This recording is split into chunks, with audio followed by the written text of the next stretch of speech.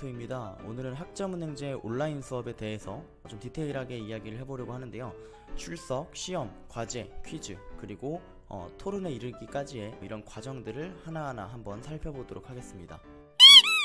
먼저 학점은행제라는 제도에 대해서 잘 모르시는 분들을 위해 간략하게 좀 설명을 드리자면, 교육부에서 주관하는 평생교육 제도로서 다양한 방법으로 학점을 이수하고 최종적으로 대학교 학위까지 취득할 수 있는 제도라고 보시면 되는데, 이 다양한 방법이라는 게 오프라인 수업도 있고요, 그리고 온라인 수업, 자격증, 독학사 등등 여러 가지가 있습니다만, 보통은 이제 온라인 수업으로 가장 많이 진행을 합니다. 일반 대학교와 평가 방법은 유사하지만 온라인 특성상 디테일한 부분에 있어서는 약간의 차이가 있을 수 있다라는 점 말씀드리고요. 평가 기준은 이제 화면에 보이는 대로 이루어져 있습니다만, 이 외에도 자기소개서라든가 학업계획서 등이 교육원마다 또 있기 때문에 이 부분도 참고하시면 될 것 같고요. 일단 오늘 제가 좀 디테일하게 설명드릴 부분들은 출석과 시험, 과제, 퀴즈, 그리고 토론, 이렇게 하나하나 한번 살펴보도록 하겠습니다. 자, 먼저 첫 번째로 출석에 대해서 조금 말씀을 드리자면, 일단 점수 배점은 교육원마다 조금씩 차이가 있겠지만 15%에서 20% 정도라고 보시면 되고요. 한 학기가 총 15주 과정으로서 매 주차별로 과목마다 강의가 나온다라고 보시면 됩니다. 그래서 출석 기간은 2주라는 기간이 주어지는데, 이 기간 안에만 본인이 원하는 시간에 출석을 다 해준다면 전혀 상관이 없으세요. 일반 대학교처럼 정해진 시간에 출석을 해야 되는 게 아니라, 평일에 좀 많이 바쁘다라고 하시는 분들은 주말에 몰아서 한 번에 다 출석을 기간 안에만 해주시면 되고, 아니면 평일에도 좀 주기적으로 시간을 나눠서 출석 시간들을 전부 다 채워주시면 되는 겁니다. 예를 들어서 말씀드리면 5월 1일에 개강하는 반이 있다라고 가정을 했을 때, 1주차 강의는 5월 1일 개강하는 날에 열립니다. 그리고 2주라는 출석 기간을 주기 때문에 5월 14일까지 이 1주차에 대한 강의를 출석할 수가 있는 거고요. 그 다음 2주차의 강의는 5월 8일, 일주일 뒤에 나오겠죠. 2주차니까. 그리고 2주차에 대한 강의는 5월 21일까지 출석을 할 수 있습니다. 그래서 이런 식으로 이제 일주일씩 이번 주 강의와 다음 주 강의가 겹치는 부분이 있기 때문에 이 부분을 잘 활용해서 스케줄을 조절을 해주시면 될 것 같고, 그렇다고 해서 너무 미루다 보면은 나중에 좀 힘들 수 있기 때문에 가급적이면은 그 주차에 나온 강의들은 그 주에 출석을 해주시는 게 조금 스케줄을 조절하는 데 있어서 좀 수월하다라고 생각하시면 될 것 같습니다. 자, 다음은 시험인데요. 중간고사와 기말고사로 구분이 되어 있고, 점수 배점은 한 50%에서 60% 정도 됩니다. 중간고사, 기말고사가 각각 25%, 아니면 30% 이런 식으로 교육원마다 조금씩 다른데, 한 3일에서 4일 정도의 시험 기간이 주어지고요. 보통은 금요일에서 월요일, 다음 주 월요일까지 이런 식으로 주말을 포함해서 시험 기간이 주어집니다.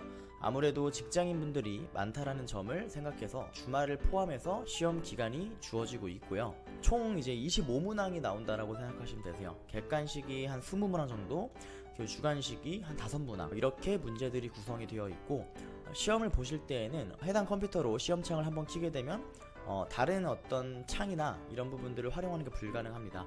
그 시험창만 시험이 끝날 때까지는 계속 띄워놔야 되기 때문에 이 부분도 참고를 하시면 될 것 같고, 또 교육원에서 제공이 되는 PDF 교환 파일이라는 게 있는데, 보통은 여기에서 거의 대부분의 문제가 나오기 때문에 이 부분도 잘 참고를 해주시면 될 것 같습니다. 자, 세 번째는 과제인데요. 과제의 점수 배점은 교육원마다 마찬가지로 좀 다르지만 한 10%에서 20% 정도까지라고 보시면 됩니다. 교육원별로 이제 과목에 대한 주제들을 다 제시를 해주고, 이 과목들은 이제 한 3주에서 4주 정도의 제출 기간을 부여를 해주기 때문에 이 제출 기간 안에 작성을 잘 해서 제출을 해주시면 되는 거고, 과제를 작성하실 때의 주의사항은 다른 참고 문헌이나 논문 같은 것들을 참고를 해서 과제를 작성할 때 이 모사율이라는 거에 주의를 해주셔야 됩니다. 모사율이라는 건 얼마나 다른 자료에 글을 표절을 했는지, 이런 부분들을 체크하는 게 모사율이기 때문에 자신의 생각이나 의견이 조금 많이 과제를 작성하실 때 들어가면 그만큼 모사율을 낮출 수가 있기 때문에 과제를 작성하실 때에는 이러한 부분들도 잘 참고를 해서 작성을 해주시면 되겠습니다. 자, 이제 퀴즈랑 토론이 남았는데, 퀴즈랑 토론은 사실 점수 배점이 굉장히 낮은 편이에요. 보통 교육원에서 한 5% 정도의 점수 배점을 차지하고 있고, 퀴즈, 다른 말로는 쪽지 시험이라고도 하는데, 과목별로 한 3문제에서 5문제 정도가 출제가 됩니다. 그리고 한 5분에서 10분 정도 이 문제를 풀 수 있는 시간이 부여가 되는데, 점수 비중이 굉장히 낮기 때문에 성적 관리를 굉장히 신경을 써주셔야 되는 뭐 편입생 분들이나 아니면 교육대학원을 준비하시는 분들 같은 경우에는 이러한 부분들도 잘 신경을 써주셔야겠지만, 그렇지 않은 분들이라고 하면 사실 그렇게 크게 신경을 쓸 필요는 없는 과정이라고 생각하시면 되고요. 퀴즈 같은 경우도 아까 앞서 시험에서 말씀드린 교육원에서 제공되는 PDF 교환 파일을 통해서 준비를 해주시면은 점수를 얻는 데에는 크게 문제가 없으실 거다라고 생각하시면 됩니다. 마지막으로 토론인데요.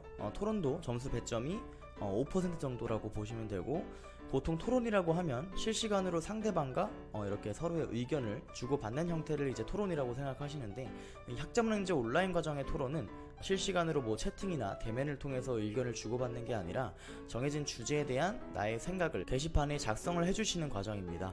그 과목에 대한 주제가 나오면 그 주제에 대해서 찬성하는지 반대하는지 그리고 왜 그렇게 생각하는지에 대해서 간략하게 작성을 해주시면 되고, 토론이라는 거는 나의 주관을 이야기하는 것이기 때문에 주제에 크게 벗어나지 않고 작성을 잘 해주신다면 충분히 좋은 점수를 얻으실 수가 있습니다. 애초에 토론은 전문성을 요하기보다는 이 학습자가 이 학습 과정을 적극적으로 잘 참여하고 있는지, 참여도에 대한 부분을 좀 비중 있게 보는 편이기 때문에 크게 부담 없이 과정을 진행해 주시면 되는 부분이라고 생각해 주시면 되겠습니다.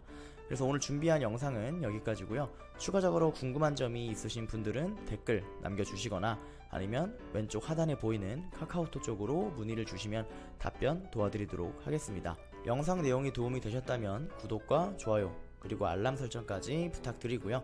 지금까지 바빠TV의 레오멘토였습니다. 감사합니다.